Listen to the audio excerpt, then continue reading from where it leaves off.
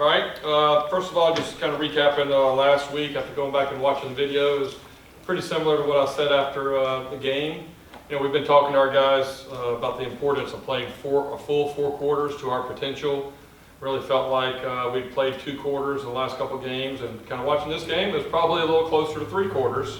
Really, there was just a patch there in the second quarter to the early part of the third quarter. You know, that little 15 to 20 minutes is really where, you know, we let them get on a 24-0 run.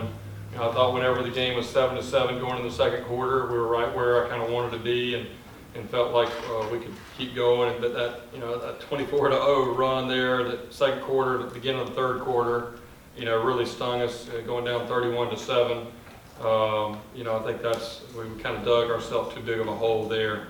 But like we talk each week, all right, that's the event, that's what happened. Now, how do you respond?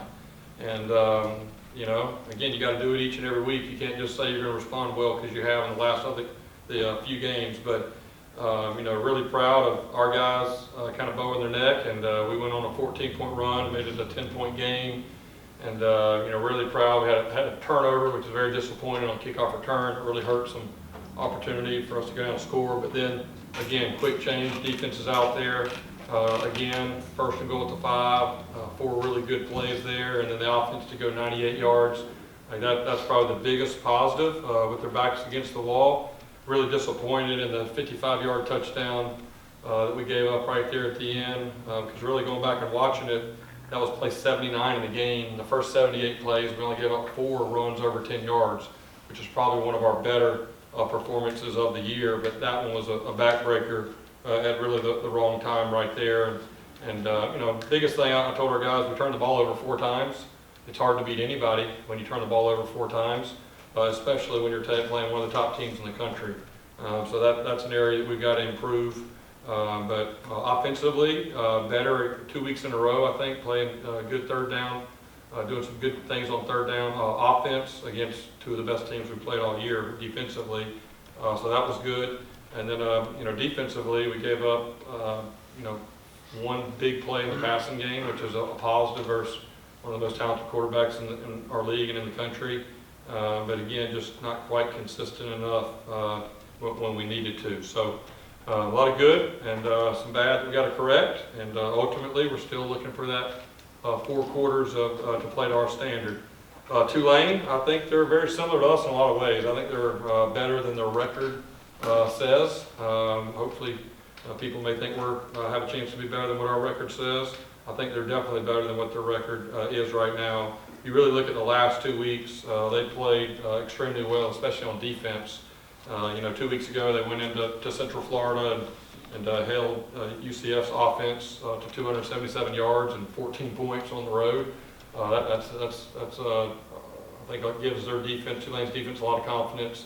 4-point game there. They had the ball, a chance to go down and score at the very end.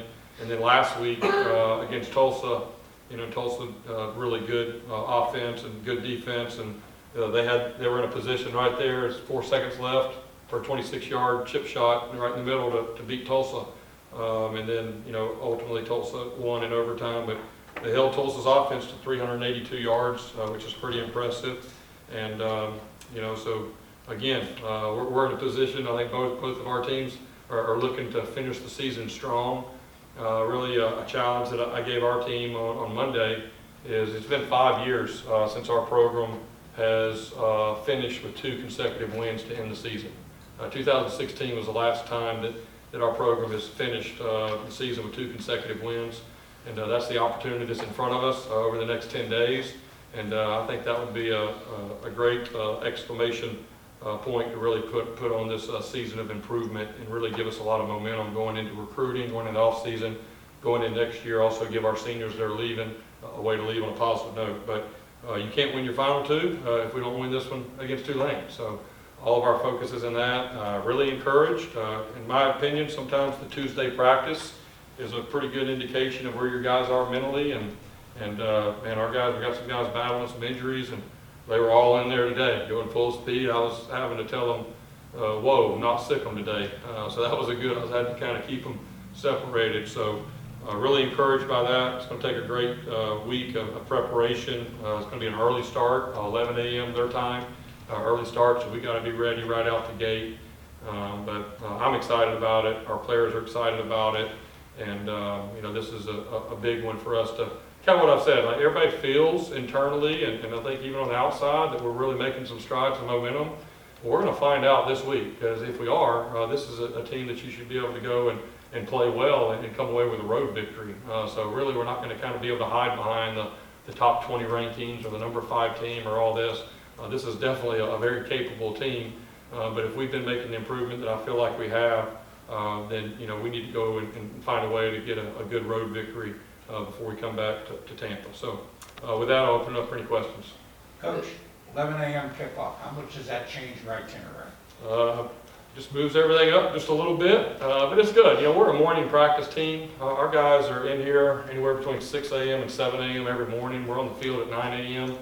So to me, it's actually a little bit more of a challenge for us when you practice in the morning all week and then you play a 7 o'clock kick.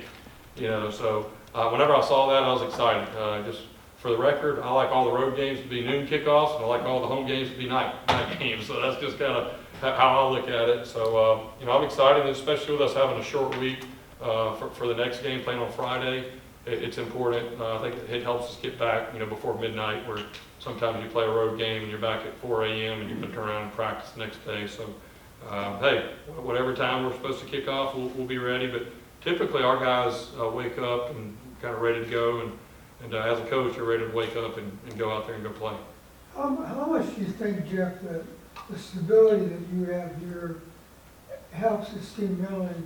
What I mean is, it seems like this year all over Nebraska, right? They basically changed their whole staff right now.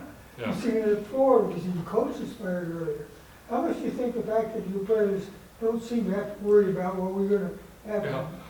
It is kind of a weird feeling right now, and the fact that our guys are more confident in what we're doing and what they're doing, and just how we do things. There's an energy, and there's not an acceptance of losing games is okay. That's never going to be okay. But it's also how you continue to go that shows the true progress. Last year at this time, we had a lot of guys that didn't want to practice on Tuesdays at the end of the year, and now these guys want to, and they see it and they feel it. And I think the confidence that Michael Kelly, President Law, Will Weatherford, Mike Griffin, our board, the confidence that they have in myself and our staff and what we're doing right now, I think it definitely gives myself and our staff and our players confidence that we're going to, again, we talked about this is a tough situation. It takes time to kind of get there. I thought it may be a little bit earlier than it has been, but you go through it and you kind of figure it out. But I think it's, when you're still building, it's how you play that's important, and consistency, and not having a bunch of penalties and not doing the things that really cost you games, lack of discipline, lack of focus. But to be honest, I don't think our players even have thought about any of that. I think that they're encouraged that we are improving. They feel optimistic of the opportunities we had the last 2 weeks, and they feel very optimistic about next year. And I think a lot of that was a lot of those kids wanting to come back. But yeah, it's a challenging year all over. And I think one thing that's probably not talked a lot about is coming off of a COVID year last year. That's just a weird setup. And then you got some teams that had more seniors last year. Like if you were a team that had 25 seniors last year, then and you had the COVID waiver, you may be able to have 20 guys. So you may have 100. There's teams out there with 105 scholarship players right now, and you could have been a team last year that only had 8 seniors, and 6 of them came back, and so you're playing with 91 scholarships. So nobody really talks about it. That's not even worth looking into. But I think that's why you're seeing a lot of kind of weird records and weird things that are going on. And so for us, again, our goal is to get ourselves to be a sustainable, a program that can, a championship program that can have sustainable success. And the only way that you get there is have a level of consistency overall. We haven't had it in the games for 4 quarters like we need to, but I do feel like we've had it since that open week. We've been trending the right way. Jeff, the offense is matured into one that has the quick strike, the ability, and you can grind it out. Now against Cincinnati, you couldn't really grind it out. Yeah. At one point you look up and all of Yeah. a sudden it's a two-score game. Yeah. You know, so you're putting points Yeah. on the board various ways. Yeah, I think, again, another positive is Timmy's getting a lot of experience, being a true freshman out there, and very disappointed. I don't know how many yards we had at half, but it wasn't good. It might have been less than 50. And then, backs against the wall, you got a true freshman out there. The guys were as advertised. You kind of think you know what they're going to look like, and then you get out there, and I was like, yeah, these old boys are pretty dang good right here, and tough to get our hands on and all that. And then to go have over 300 yards in the second half, they had all their best players still in there. That was encouraging. And I think we needed one thing you got to have the ability to make big plays. I mean, it's very hard in college football to just grind it out for 15 straight plays, and that's 4 third-down conversions you got to get typically to do that. So we need the ability to be quick strike, and that was really good to see by Jimmy. That was encouraging, because we've seen that stuff in practice, but it kind of has to happen, and then happen against one of the best teams that has legit speed and all that stuff. I think that'll give Timmy even more confidence to be able to make those plays, and our guys' confidence in him to counter them. Tulane kind of built some good recruiting momentum last year. I mean, Willie Fritz was building that program, taking a step back this year. But what do you see about Tulane and heading into this week? Yeah. Again, I remember watching the first game of the year against Oklahoma, sitting there going, well, it's going to be a pretty good year for this league. Tulane's over here about to upset the number 2 team in the country, I think, at the time.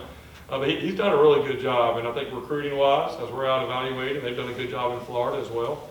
I got a lot of respect. Coach been doing it for a while, and I know this year, the year that they've won it exactly from a record standpoint, but what he's done there, I think maybe last year they had like the best 3-year run that they've had in a long time. So I definitely have a lot of respect. They don't lose games for penalties or being undisciplined. They're very well coached.